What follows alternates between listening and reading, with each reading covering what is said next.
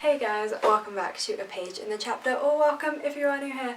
My name is Paige. I like to read a lot of books and then share my thoughts on them here on this channel with you guys. I don't usually have thoughts, but I do it anyway, and that's half the fun. So today I'm going to be giving you my recommendations for standalone books, particularly fantasy standalones because those are the hardest to find, but there are a few like YA and contemporary thrown in here. I just need more standalone fantasies in my life. I think the world does. I don't always have the commitment for a series.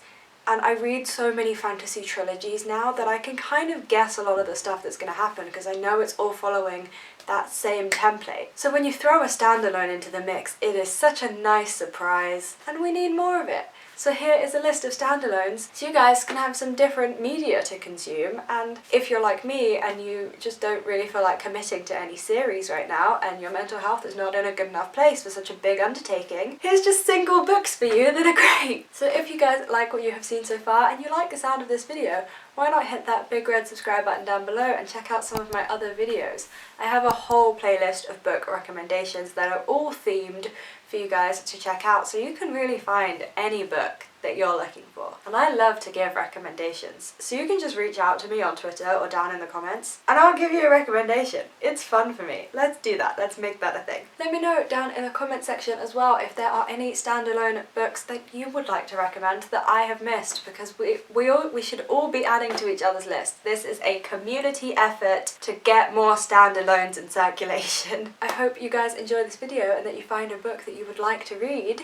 And now let's get on into the recommendations. Let's just get it out of the way. You all know I'm gonna say it. I knew straight away that I was gonna say this and it was just gonna be adding to that meme, and it's gonna continue to be a thing apparently. But the first book is The Midnight Library by Matt Haig.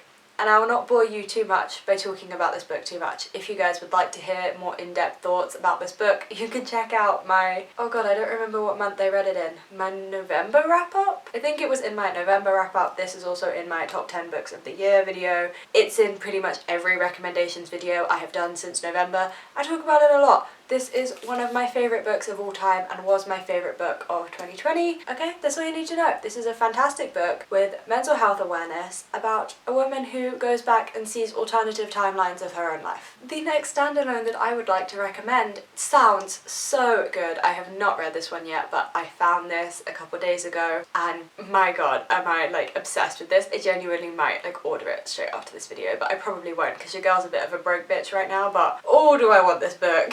So this is called A Song Below Water, and it is about one of our main characters, Tavia, who has siren powers and she has to hide them from society because society would, you know, kill her, experiment on her, etc, etc. And then our other main character, Effie, is fighting literal demons. She's fighting like family demons from her past, but also literal demons. And it is about Tavia and Effie dealing with these things whilst also dealing with everyday high school. And it just sounds like the perfect YA book, right? Like you've got demons, you've got sirens, which I'm so happy sirens are really working their way into the literature right now.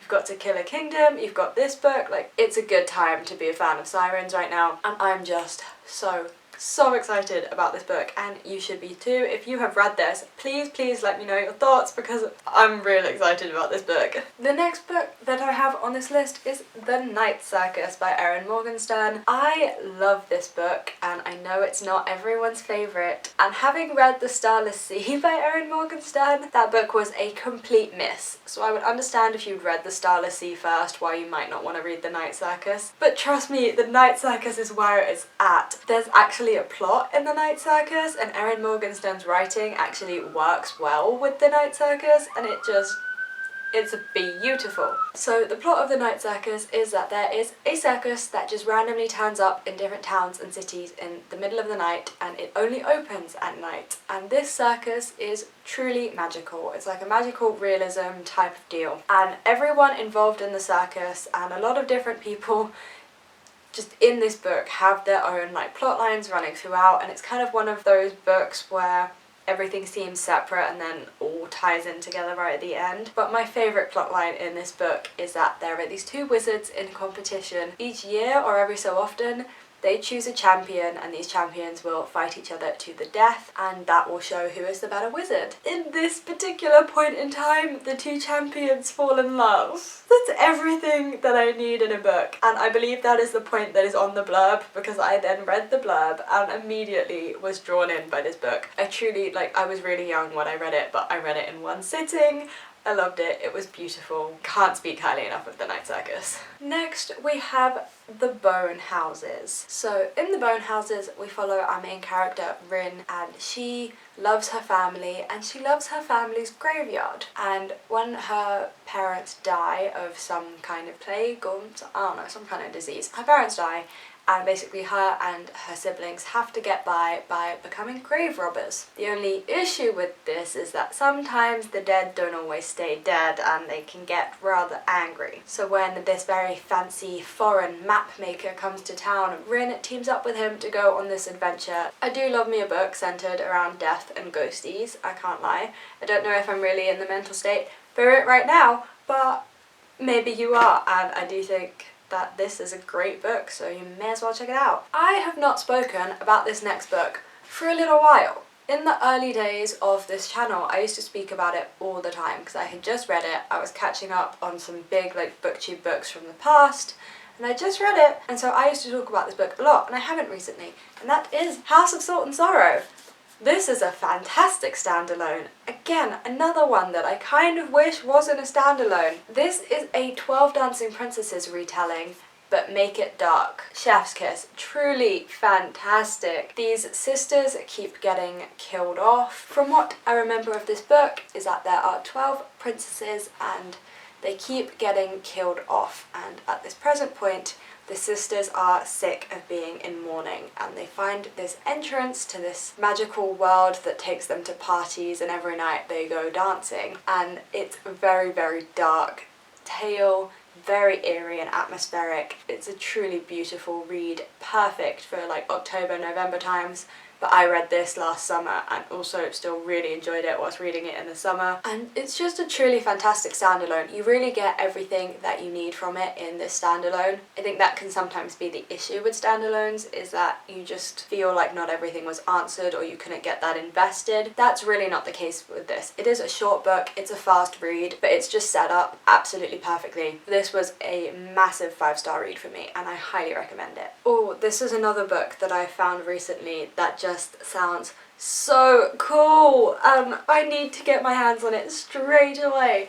And so this is Cinderella is Dead. This is a Cinderella inspired story where our main character is dreading going to the ball because she knows at the ball she will be forced to dance with and meet a prince and fall in love with him and get married and blah blah blah. But she is already in love with another woman, and so she doesn't want to do this. So our main character runs away and she finds herself in this like museum of Cinderella, and while she's poking around this museum and learning about the previous Cinderella and whatnot, she uncovers that it was actually a very, very dark tale. And there was far more to the story than was ever told. And this just seems like a Cinderella retelling I can get behind, because this just seems to turn the entire tale on its head, and I really want to see what dark truths this author is gonna uncover to the reader about this original tale. Cinderella was my favourite Disney princess growing up. I have seen that movie more times than I've probably seen any other movie in the entire universe, and I'm just really excited to see a different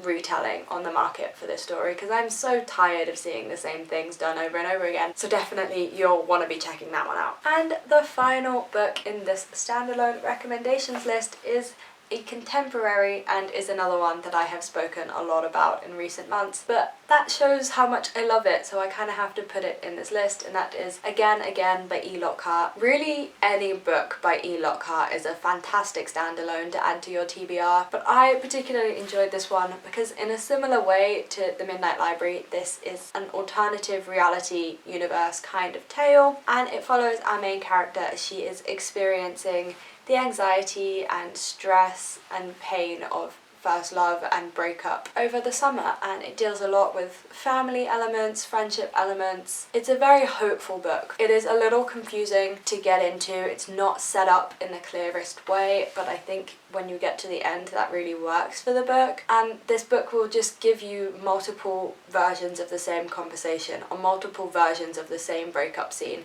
so you can see all the different ways that it would play out. And I just thought that it was a really creative idea and I really enjoyed it. I read it in one sitting. I would be so down to read this again, like right now, except I feel like I read it too recently, but I really want to. I really enjoyed it. And so there are my standalone book recommendations. I 1000% missed a load of these books. I tried to find some that you would potentially not have heard of or are not in massive circulation in the bookish community, but as I said, I've definitely missed some. So please leave your recommendations down in the comments, because I am in need of all of the standalones, and I think a lot of people are in need of all of the standalones right now, so you should leave them down below. Thank you very much for watching this video, especially if you've made it this far. If you did make it this far, why not hit that big red subscribe button down below, because you clearly have to some extent enjoyed what you've seen, and there's no shortage of bookish content on this channel, so you want to make sure you are staying tuned for that. I hope that you guys enjoy the rest of your week and that you got a recommendation out of this video. Let me know if you did, and I will see you next week for my next video. Bye guys.